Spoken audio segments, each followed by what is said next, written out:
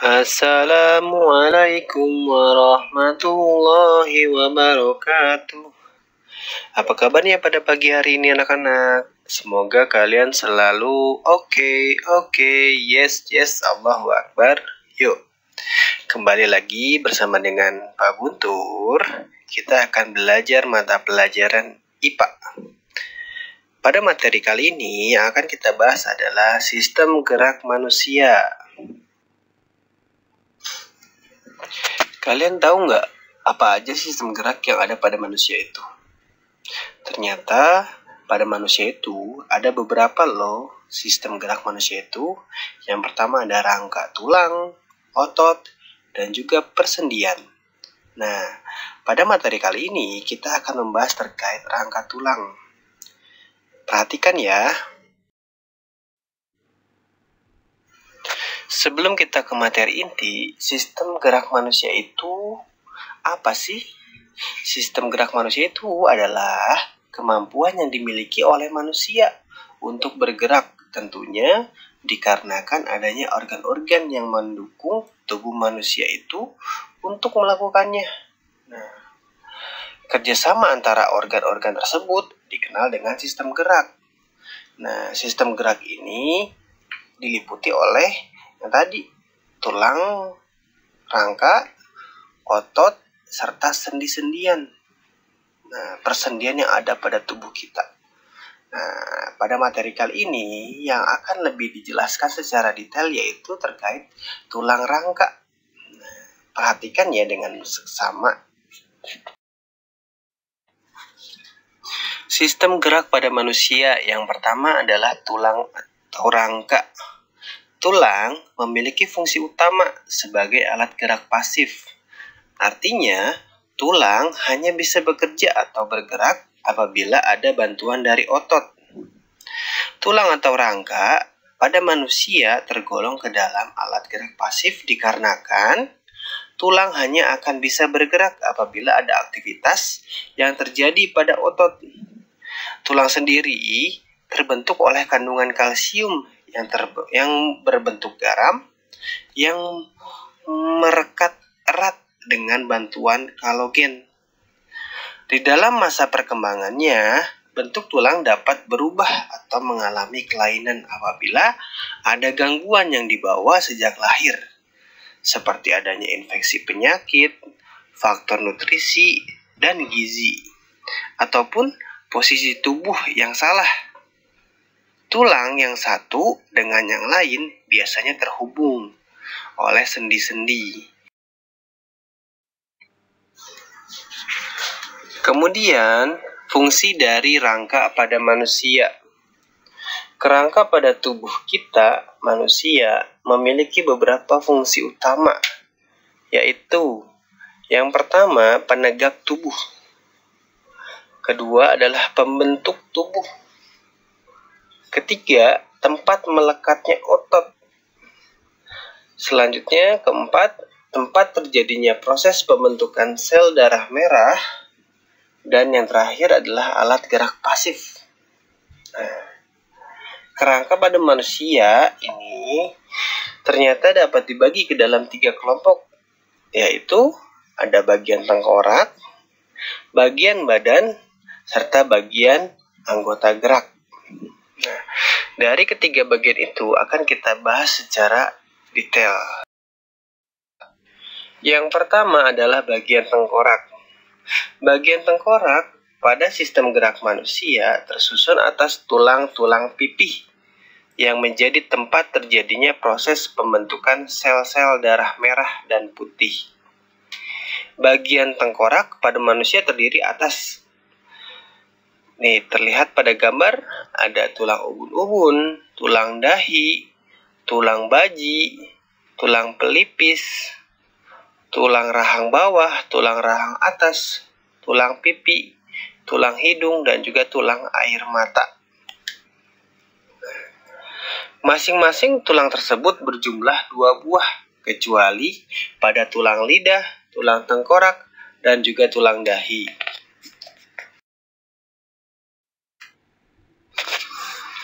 Kemudian adalah bagian badan. Pada bagian rangka badan, pada manusia dipisahkan ke dalam 5 kelompok, yaitu ruas-ruas tulang belakang, tulang rusuk, tulang dada, gelang bahu, dan gelang panggul seperti dapat dilihat di dalam gambar berikut ini. Di situ ada bagian tulang belakang, tulang dada dan rusuk, tulang panggul, dan juga tulang bahu.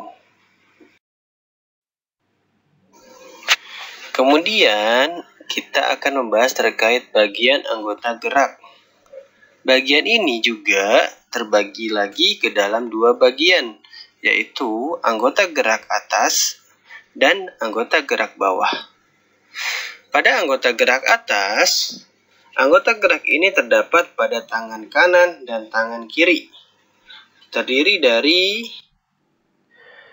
2 tulang lengan atas, 2 tulang hasta, 2 tulang pengumpil, 16 tulang pergelangan tangan, 28 ruas tulang jari tangan, dan 10 tulang telapak tangan. Anggota gerak bawah. Untuk anggota gerak bawah tentunya merupakan rangka penyusun kaki kanan dan kaki kiri yang terdiri dari 2 tulang selangka, 2 tempurung lutut, 2 tulang betis, 2 tulang kering, 14 tulang pergelangan kaki, 10 tulang telapak kaki, dan 28 tulang jari kaki.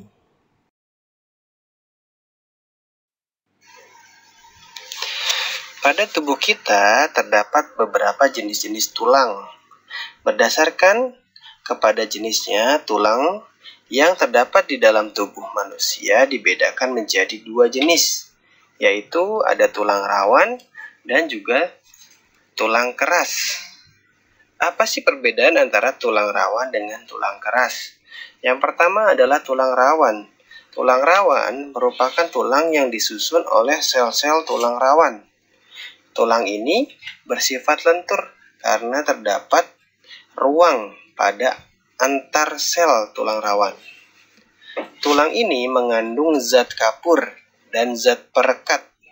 Di antara contoh tulang rawan adalah ujung tulang rusuk, hidung, telinga, trakea, laring, bronkus, dan di antara ruas-ruas tulang belakang. Kemudian tulang keras. Seperti namanya, tulang keras memiliki tekstur yang lebih padat dan bersifat keras daripada tulang rawan. Jenis tulang ini disusun oleh osteoblast, sel pembentuk tulang. Terdapat banyak zat kapur di antara sel tulang keras dengan sedikit zat perekat. Itulah yang membuat jenis tulang ini menjadi keras. Di dalam tulang keras, kita dapat menjumpai saluran Havers. Di dalam saluran Havers ini terdapat pembuluh-pembuluh darah. Di antara contoh tulang keras adalah tulang kering, tulang lengan, dan tulang selangka. Berikut adalah gambar terkait jenis-jenis tulang. Di situ tertera ada tulang rawan dan juga tulang keras.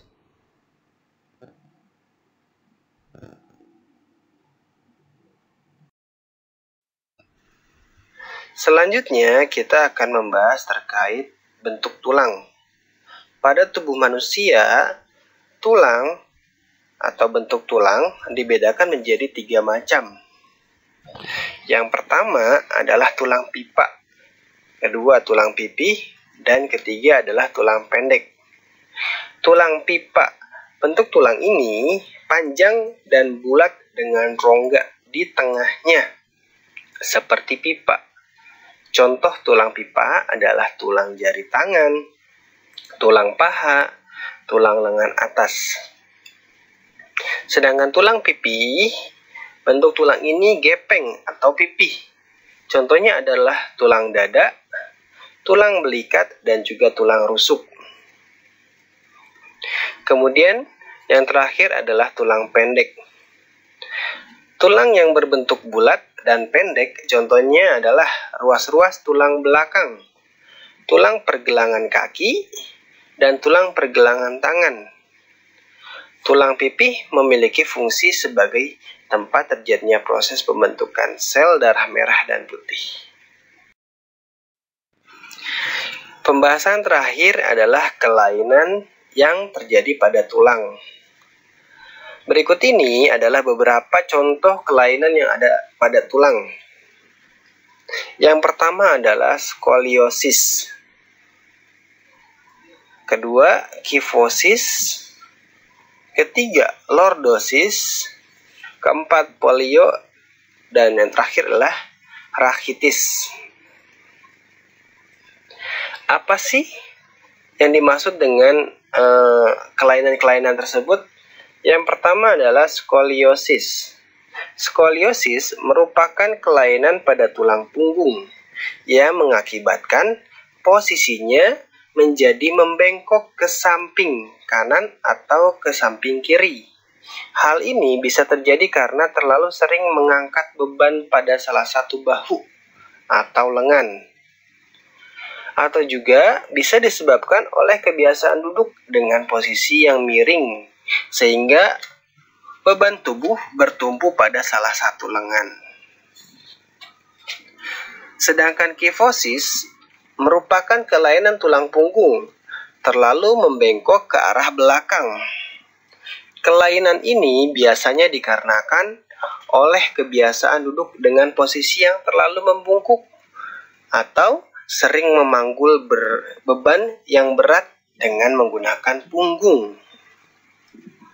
Berbeda dengan lordosis, kebalikan dari kifosis, yaitu kelainan tulang punggung yang terlalu membengkok ke depan. Diakibatkan karena posisi duduk dengan membusungkan dada bisa menjadi penyebab dari kelainan ini. Kemudian, yaitu kelainan polio. Kelainan ini disebabkan oleh adanya infeksi virus polio. Penderitanya akan mengalami kondisi tulang yang kian lama kian mengecil sehingga berujung pada kelumpuhan. Yang terakhir adalah rachitis, yaitu kelainan yang terjadi akibat kekurangan asupan vitamin D sehingga tulang kakinya berbentuk menyerupai huruf X atau huruf O. Sekian materi ini Bapak sampaikan terkait tulang atau rangka. Terima kasih yang telah menonton. Jangan lupa subscribe. Assalamualaikum warahmatullahi wabarakatuh.